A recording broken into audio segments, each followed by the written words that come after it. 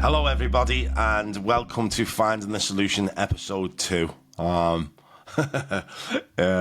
These seem to be rolling out now. It's good. It's good to be back.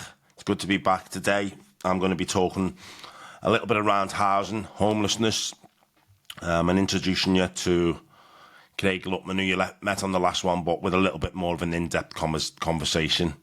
I'm really looking forward to doing these podcasts.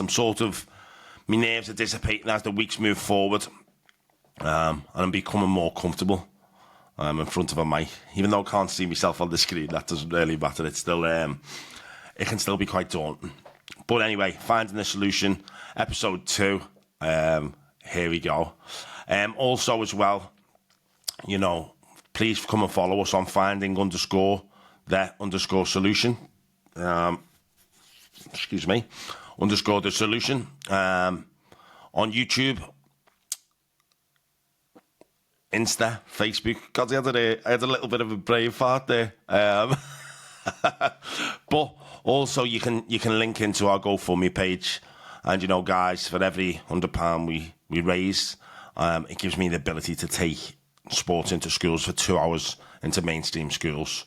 So please, every pound helps. But today I'm going to talk a little bit around me and my journey of homelessness, and how it occurred. Because every single person who I meet or come across, the journey is different. The journey is totally different, and I believe it's not about the journey; it's about our destination. And our destination is to be in a home, and that's where I am today. But my journey started coming up to 3.5-4 years ago. I started to lose my sight on my 49th birthday, which was a wonderful birthday present, I suppose. And things really dramatically changed from there. I was unable to work. I was living in a HMO, which is house of multiple occupancy. I was struggling to pay the rent. Things were becoming overwhelming very quickly. It took me a couple of weeks to go and get diagnosed. Well, not diagnosed, it took me a couple of weeks to actually approach an optician and then them send me to an eye hospital. And I've told you a bit of this story in the very first intro. But, for me, the journey started where it become untenable for me to stay in that home. And it become a burden. It become stressful. It become overwhelming. I was having trips and falls around my sight within the house I was living in. And I approached my family, my sister-in-law and my brother, and I sofa surfed on their couch. And, I stayed in a couple of friends as well. And, and that was okay at first, but I thought it was going to be a short-term solution. And that's not what happened. It become very, very long-winded. I approached Liverpool City Council, Property Pool, and other organisations with no avail. Nothing was moving forward.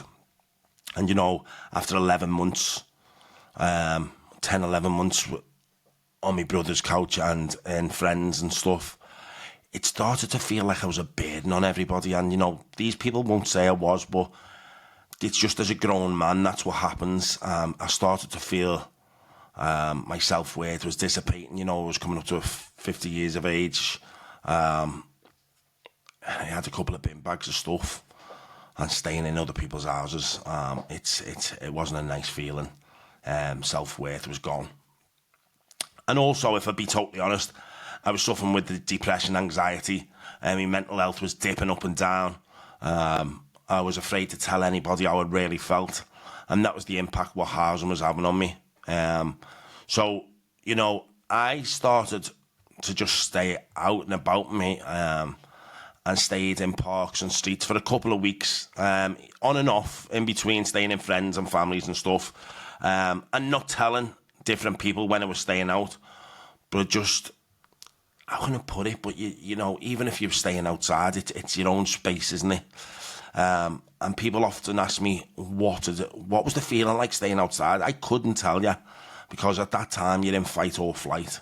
And I surmise or suppose most people on the street would probably feel the same. The battle is to get through that one night and survive that one night. Tomorrow's a new day, and you approach that day when you wake up, hopefully. And I walked into shelter, and they served to Section 7 on Liverpool City Council, which means they have to contact me. And that's what happened. They contacted me. And then a couple of days later, I had to go back into shelter, and they contacted me again. And I often say this, but I was on the phone for, God knows how long, but 30, 40 minutes with the guys from Property Pool, and seeing if they could help me. But, at that time, I was rock bottom. And some of the questions they were asking me to see if I qualified at being homeless was yeah. I can't put that feeling into words, to be honest, but I felt like somebody was breaking me down when I was already broken, and there wasn't much left to break, to be honest. And, after that, they gave me a postcode of a hotel in town, and I went into that hotel, and I thought that was going to be for a very short period of time. A temporary accommodation, living in a hotel. Sounds lovely, doesn't it? Sounds amazing. Sounds wonderful. But not somewhere to live. Never having the same neighbours, not family, not visiting because I'm staying in a hotel, feeling very isolated and alone. And that journey in that hotel was 11 months long, and that's had a massive impact on my mental health. It's funny, but I do stuff with crisis and shelter, and I still can't stay in a hotel on my own. Hotel room on my own. I actually stayed in a room on my own after playing blind baseball in Hartlepool just last week. And I think it was the fact that I was absolutely shattered that I did sleep a bit, but I tossed and turned all night, even though I was absolutely drained. And I couldn't wait to come home. And that's the impact of temporary accommodation on me. So God knows what impact it's having on children. God knows what impact it's having on families. But I continued to fight in the background for not just me, but other people within temporary accommodation, street homeless, sofa surfing. I have pushed and found every bit of information I can get to help others. And it's funny, but I'm in me home today, and I wanted to just talk a little bit, not just around the impact of me not having a home, but also the impact of me having a home. Just mentioning the word home puts a smile on my face, lights me up. It baffles me. It really does. I'm very organised today. I have my own things within my home. I get to shut that door behind me. I get to feel comfortable and safe. And this is a foundation for the rest of my life, this home. And that's what it is. Without the foundation, I can't build. I have no building blocks. They don't sit right. They fall off. So it's so important for me to be able to build the rest of my life. And it starts with a home. And, I am so grateful to have a home today. I think being homeless, street homeless, temporary accommodation, all that stuff has made me appreciate my home so much more. I'm very, very proud of my home. And it's funny, isn't it? But people say that my home is my castle. Well, this is my castle. This is my safe space. So, it's so important that we bring lived experience to these organisations, and it's so important that we're able to tell our truth. The impact that it's had on us not having a home, and the impact it's had having on us having a home. And I'll keep fighting in the background. We need to build more social homes. The impact on that stuff is phenomenal right throughout the system. But today, today is a brand new day, and we get to go again. And today I woke up in my own home. And I'm going to introduce you to Craig Luttman in a moment.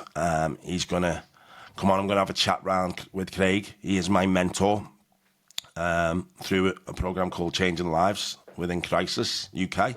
And I'm very grateful for all this stuff. It gives me the ability to be able to podcast, also get really some great advice, and continue to grow as a person. And that's what's called finding the solution, isn't it? And you know, this really is important for me, that we really pay this forward and we help others, and hopefully maybe one of you who watches this or listens to this is inspired to push a little bit harder, and to keep that fight up. Welcome to Finding the Solution. I'm going to introduce you now to Craig Luttman. Thank you very much. Right, welcome everybody. This is one of the IIs, the inspirational interviews, and I'm going to bring you back to Craig Luttman. We had him on last month. It was a very flying interview last month. We fitted 2 into the podcast last month. I think we're going to put 1 in this month and find out a little bit more about you today, Craig. So welcome today, Craig. Thanks, mate. Good to see you as always. Yeah, cool. How have you been?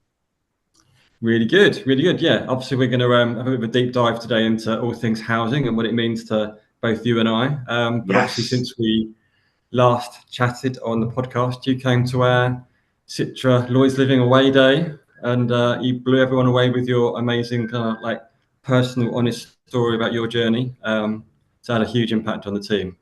So thank you again for doing that. It was my pleasure. I'll be honest with you. I think part of my journey is the ability to be able to sit in them rooms, and also bring the truth and lived experience. And it's funny, but I had this conversation with somebody the other day about how I'm not afraid to share sort of some of my traumas and some of my past. But it doesn't define me. It sort of makes me who I am today. And it was a pleasure. It was a pleasure meeting some of the people and listening to some of the stuff you're doing, and you're doing some amazing stuff in the background. I'm always going to push you for more social homes. Absolutely. But some of the stuff you're doing in the background, I think, is the foundations for you to be able to do social homes as well. Yeah, and just to say from just to bring the audience up to speed. So we had around 100 colleagues from Lloyd's living together in Manchester. So we're still a fairly new business, so we're kind of just over 4 years old, fast-paced, growing really, really quickly, lots going on, lots of opportunity, lots of challenges, really kind of fast-paced environment. So it's great to get everyone together. And as you would have heard in the room on the day, challenges, opportunities, everyone was kind of responding to it. We're talking, about kind of big numbers and some, we had some fun with finance, as the guy would call it. But actually you then coming along and just anchoring us all in into actually at its core, what we're doing, what a home means to people, was really, really good. And again, you wouldn't know it. Obviously, you had some good feedback in the room on the day, but obviously people have come up to me separately and afterwards just to kind of share how you move them, how you've touched them, and how you've basically inspired them to do other stuff, which I know from our discussions previously, that kind of passing on story is actually something that you are. It's part of what you're about now, isn't it? In terms of, like, so you'd never see the ripple. You kind of put this, you throw the pebble into the lake. You won't see the ripples that then wash up onto the shore. And hopefully all them people throw pebbles in themselves. I mean, that's what it's about, isn't it? It's about paying it forward. Yeah. So no, massively impactful. So, like I say, genuinely, thanks again for doing that. No, listen, thank you for. Do you know what the funny part of the story is? Craig ordered me a taxi for in the morning, and I get in the taxi, and obviously I'm visually impaired, so I can't really see. And then halfway up, the guy tells me he only has one arm.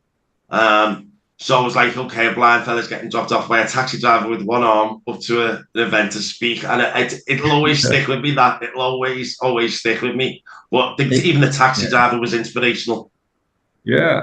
Yeah, I mean, it does sound like a setup to a joke, doesn't it? It certainly does. One-armed taxi driver in a car. What could possibly go wrong? There was a funny moment on the stage as well where Craig decided to tell all the staff that I was single, which it all went down really well. So we started a bid more, didn't we? We did, and that was a classic foot in mouth moment for me, which Yeah. I still kind of wince at. And there was No, some it context was to it that. was amazing. It was amazing. Yeah, in terms of, I again, your housing journey, and kind of the point being, yes, as a single man on the waiting yeah, list, not being prioritised from a home perspective. But yeah, having kind of set it up, opened myself up to you mocking me and wanting to go on blind dates with people. yeah. So thank you for that. If nothing else, No, that's what I'll be remembered for. but the Thank day you. was amazing. As you said, you've done like sort of fun with finance. I had to follow an accountant with a dance, which was a bit Yeah, difficult. But just like learning some of the stuff you are doing in the background, and as I said on the day, it is wonderful to see sort of the big corporations, big banks taking on this challenge as well, making a change, but also wanting to be the landlords that people need. yeah. An affordable home, but a safe landlord, repairs being carried out, support in the background, and that security, isn't it? 100%, 100%. Yeah. So again, if it's okay, so just to bring people up to speed in terms of who Lloyds Living are and what we do. So we are part of the wider Lloyds banking group. So as I said a second ago, still fairly new. So just over 4 years old. Started from scratch, started from 0 homes, and at the time was responding to kind of a wider Lloyds kind of housing strategy, recognising that actually across all of Lloyds touch points, it didn't do a lot for private renters. We have a company called Birmingham Midshires. They provide mortgages to buy-to-let landlords, but actually from a customer perspective, Lloyds didn't really have much in terms of an offer. So actually, given obviously the growth in the private rental sector, the bold move was made to actually set up a business within Lloyds that was called Citra originally. And as you say, Ray, just to basically provide that really good quality, kind of sustainable home where people are confident that it's their home, they are safe in that home, they have a landlord that they obviously have a kind of connection with, so it's like a known name. It's a brand that we then recognise the importance of that kind of service offer. Yeah, we take the Lloyds reputation very seriously in what we do. So actually, to give people that surety that it's, as I say, it's their home, they can stay there, they can put down their roots, have that connectivity to the place, to their neighbours, and as I said before, on the previous chat, getting to know where the kids are going to go to school, getting to know the bus route to work, making your real connections into that community, knowing that you can stay, knowing that when you go to bed at night, you're not going to wake up in the morning being told you've got to move on, or your rents are going to be massively inflated, because that's not what it's about. And So that's kind of where we started. Yeah. It's also that fear of Section 21 as well. For anyone who doesn't know, that's a non-fault eviction. And I campaign within Liverpool, and a lot of the stuff that when we done a listening campaign, we got back was the fear of approaching the landlords, the fear of saying, right, this isn't right, or this isn't working, around that fear of Section 21. And obviously, as a big organisation, I'm sure you're just not looking at saving Section 21s, but it's that initial security to be able to challenge your landlord as well when stuff needs doing, that support in the background, isn't it?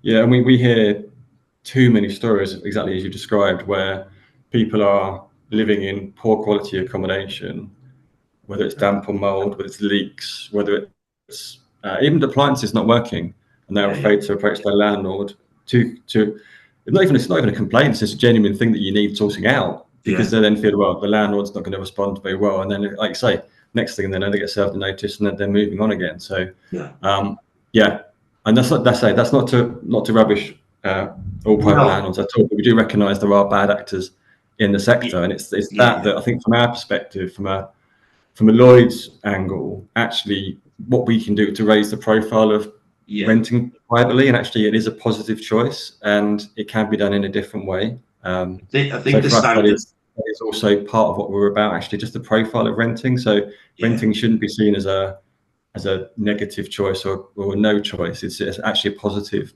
choice. As I say, I'm definitely not here to pull down the private rented sector, but the standards do need to be raised, and I think Lloyd's has taken that sort of the bull by the horns. And obviously, the government looking at the same, and obviously you've got Arab's law coming in and the kind of decent home standards coming in for private sector as well. So it's all to benefit in terms of customers, people living in those homes. Wonderful stuff. And I'm like, over the next coming months, we will hear every time you move forward new stuff, and I want to hear about the first sort of social home you get as well. I will keep pushing you, and you do understand that that's part of my role. Absolutely. In the background. Part of the challenge. And that I will bring that into the rooms as many times as you ask me to come. I just want to bring up, there's something else coming up as well, isn't there? Which is, I'm going to get it in before I forget, but on September the 18th, I don't know whether I've stupidly said or, well, definitely not stupidly said, because for the reason I'm doing it is for the charity finding a solution, but me and Craig and many others are going to do the 3 Peaks in Yorkshire, which is a 12-hour walk. I'm going to set up a GoFundMe for that separately over the next week or so people will be able to sort of give. And I know you have pushed some of the stuff in the background. But do you want to tell a little bit about the 3 Peaks walk? Yeah, so this goes back to the Lloyd's partnership with Crisis, which is just coming to the end of its kind of second year. And this ultimately goes back to that bigger picture of, we understand there just aren't enough social homes being built in this country. So at the moment, there's probably about 10,000 social rented homes being built per year, and we estimate there's probably about 100,000 that needs to be built per year. So from a Lloyd's and Crisis perspective, advocating for 1 million new social rented homes to be built. That's not Lloyd's and Crisis doing it itself, that's us advocating, it's us finding ways to fund, to sponsor, to bring other kind of participants in to do more and actually really pushing the sector. So obviously the government are now responding in terms of what they're looking at from a support from a grant funding and a kind of rent certainty perspective. So there's loads of people now facing into this in terms of, okay, how can we deliver those homes that everyone needs? In addition to the kind of like political positioning and the kind of bigger picture stuff just described, Lloyd's colleagues are able to kind of volunteer, work with Crisis, whether it's working in handing out food, whatever it may be, working in the centres. There's a whole load of stuff that we can do as Lloyd's, and our colleagues are engaging with, and everyone's raising loads of money from a kind of sponsorship perspective. So this is another opportunity for Lloyd's colleagues to engage with that, to raise sponsorship. So I think there's about 60 people from Lloyd's participating in the trek. And as you say, it's the 3 Peaks in Yorkshire from 6 a.m. to 6 p.m. or whenever we finish, Ray, in one day. Yes, I don't plan on finishing before the 6 p.m. I'm already training. Excellent. Good stuff. So yeah, we thought brilliant opportunity for yourself, Ray, in terms of what you're doing, but also in terms of promotion more widely with the Crisis Initiative, and obviously you're doing a lot of work with them as well. So it's brilliant that actually, to be fair and to give credit to Crisis and to Lloyd's, actually finding the support and the way for you to engage with this walk has been brilliant as well. So in terms of, just recognising kind of the health and safety aspects and the extra support that you're going to need on the day and around the day is brilliant. So like you say, I'm not sure if I'm looking forward to it or ignoring it at the moment, but from a personal perspective, I am now in training myself. So yeah, kind of like facing into it 10 weeks out, need to start doing some stuff, but genuinely looking forward to the day, looking forward to meeting colleagues from across the business, looking forward to spending some time with you, but obviously looking forward to raising some sponsorship in the profile. And it's, for me, it's a really clear and like transparent reason for doing it, because obviously we've been lucky to work with each other through the Changing Lives programme.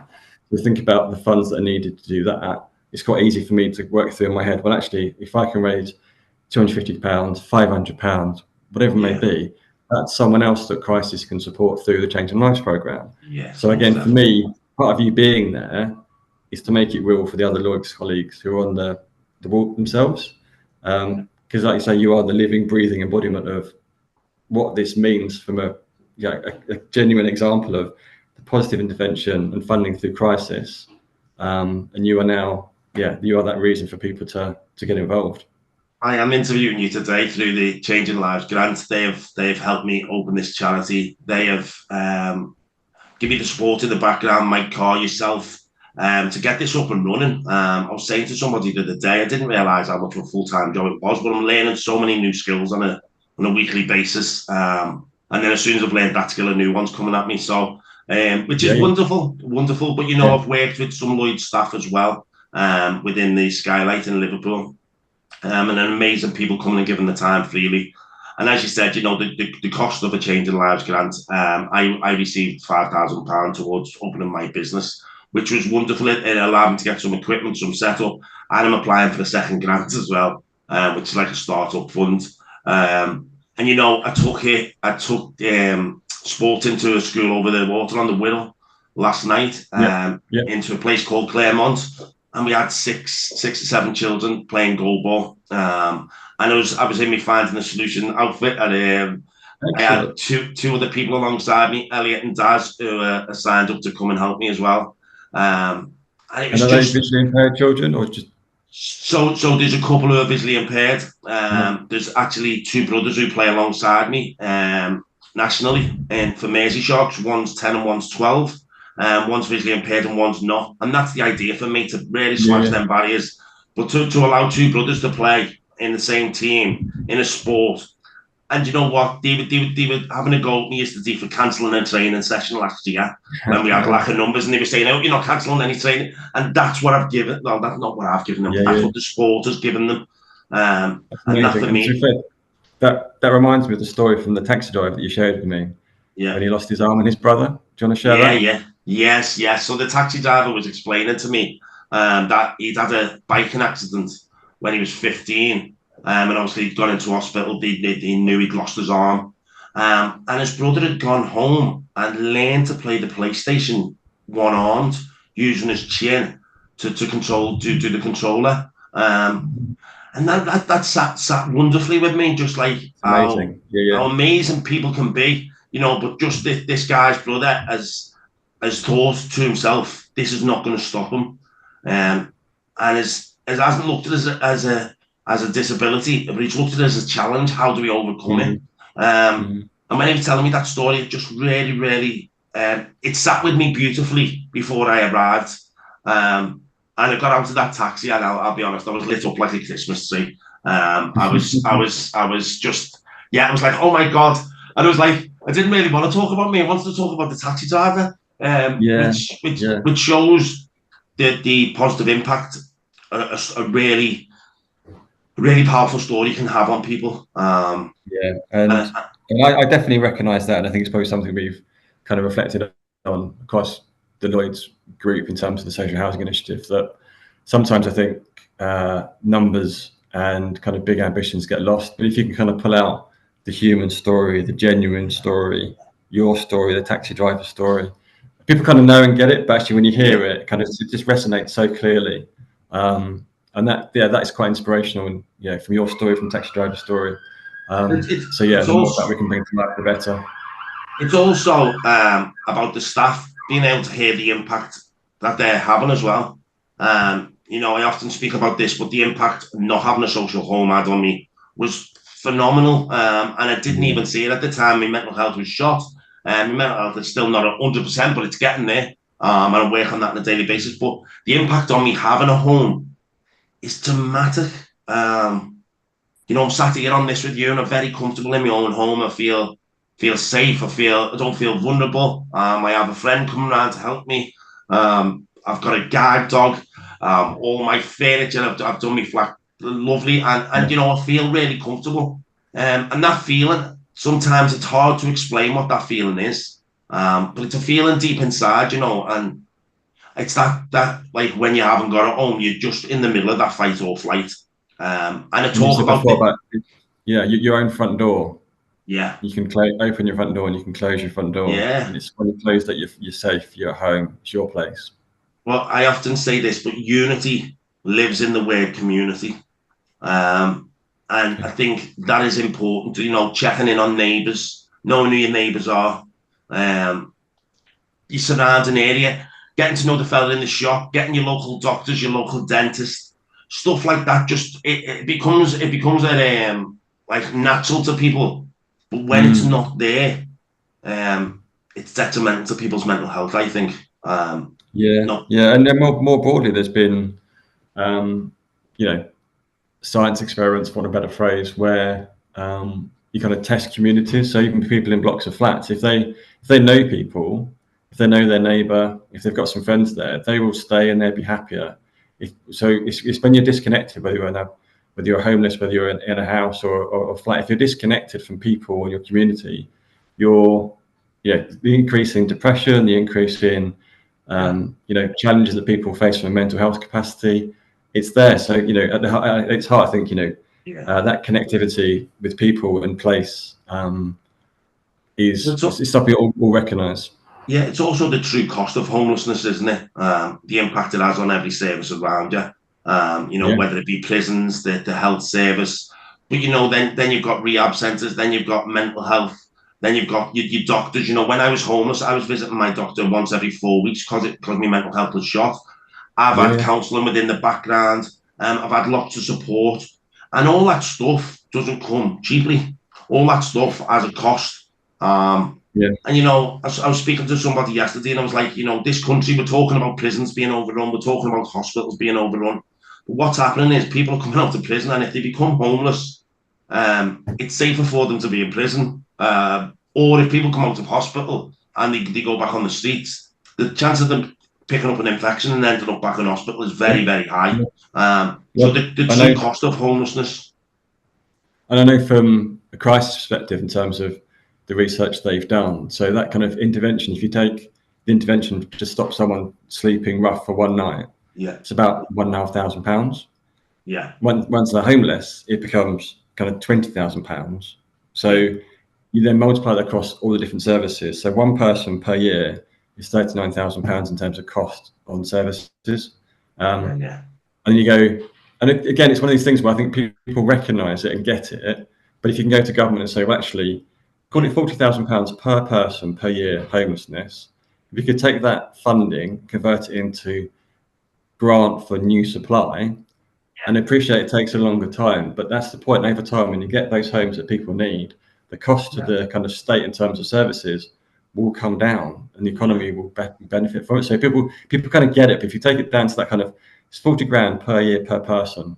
That's what we're talking about. And the yeah, other thing for me, it's a slightly different angle, but the thing probably resonates with me absolutely is kids in yeah. temporary accommodation. So we're talking 165,000 children per night sleeping in temporary accommodation. It really Those upsets children, me. those children, the statistics demonstrate they will spend 11 weeks less per year in school. Yeah, So that's a term, because they're moving from place to place, they're being disrupted, they're changing schools, they don't know the route to school. All that stuff is turbulent. So one term per year, they're losing. So how can kids be their best and have the best opportunity for their education if it's they are difficult. missing a term a year and being Yeah, displaced and disrupted? It's like it's horrible. It's horrific. yeah, but I also bring it back to impact. This is a generational thing, isn't it? I think in the next generation, we're going to see lots of children who mental health will have a massive impact on them. Because I know personally, I was in a hotel for 11 months. And, I often say, but it was about £25,000 they paid to keep me in a hotel for 11 months, which is ridiculous. Yeah, But yeah, the impact on my mental health as a grown man was dramatic. And I still struggle to stay in a hotel room on my own. So I understand that impact, but a child having to stay in the same room as the mum and dad, not having an area to play outside, not having their own room to go and play on their Xbox and talk to their yeah, yeah, friends, yeah. not be able to have friends to come over and stay.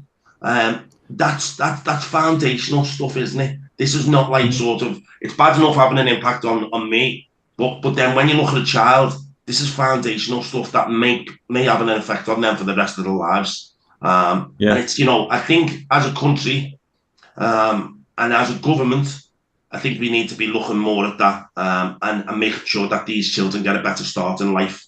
Yeah, and then from my own personal kind of, I guess, housing journey, really, really quick backstory. So, for, for no apparent reason, for no rhyme or reason, I wanted to become a building surveyor. So I did building surveying at university. There is a reason for saying this.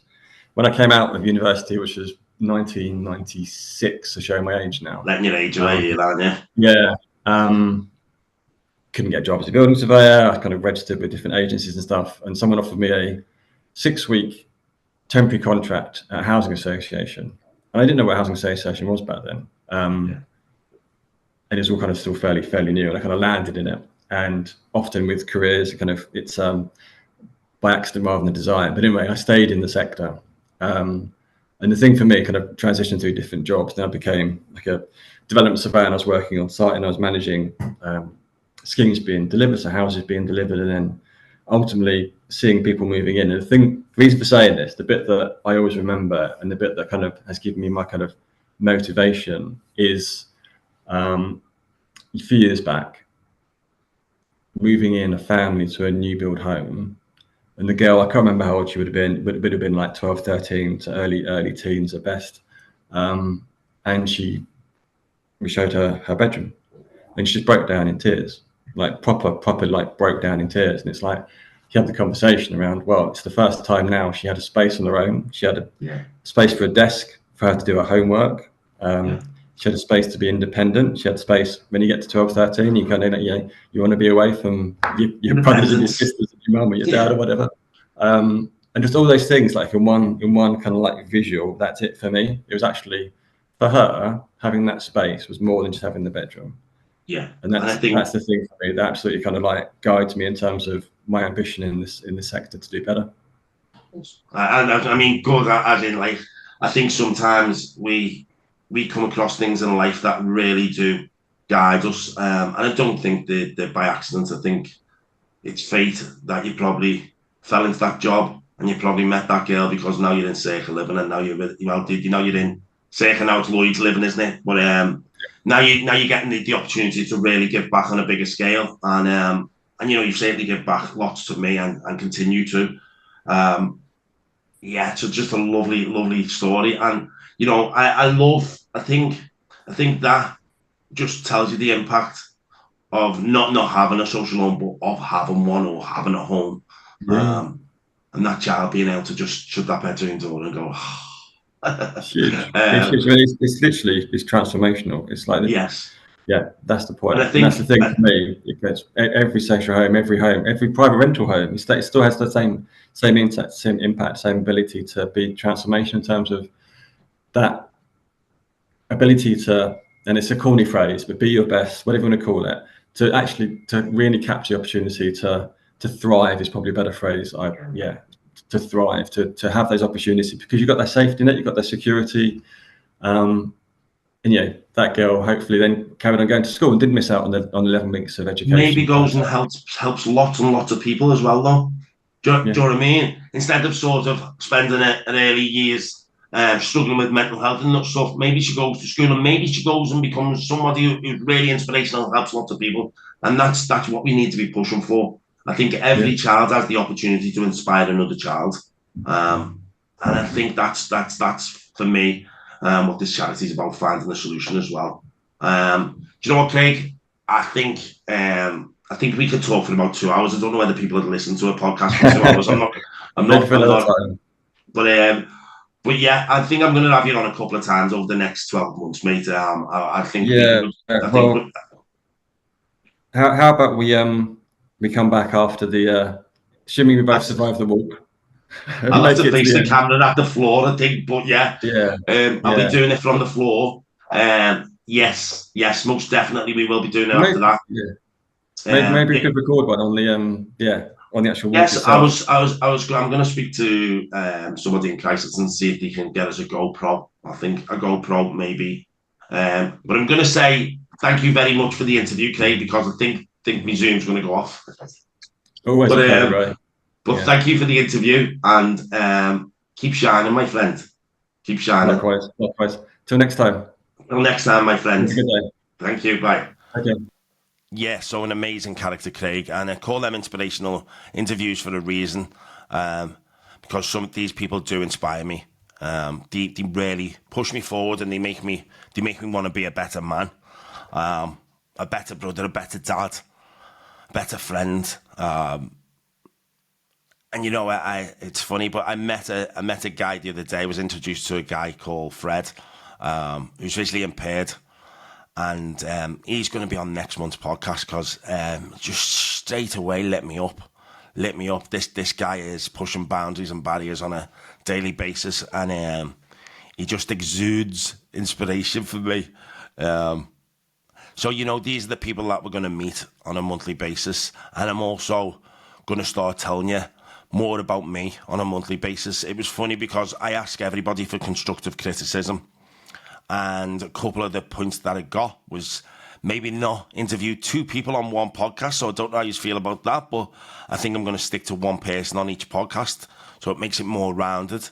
But another criticism I got, well, not criticism, yeah, constructive criticism I got was off someone who's very important to me, which is Mike.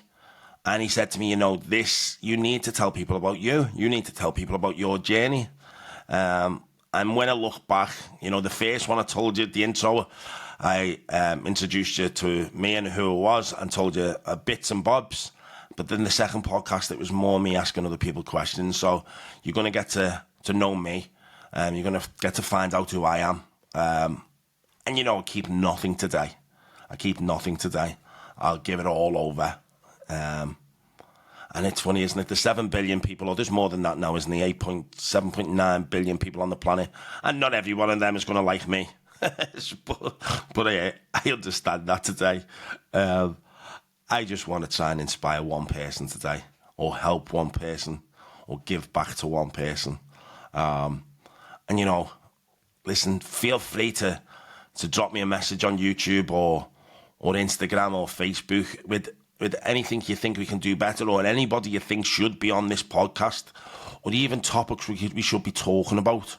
For me, it's about connecting the dots, bringing people together. Unity lives in the word community. I say this a lot, so you're probably like, he says that every podcast.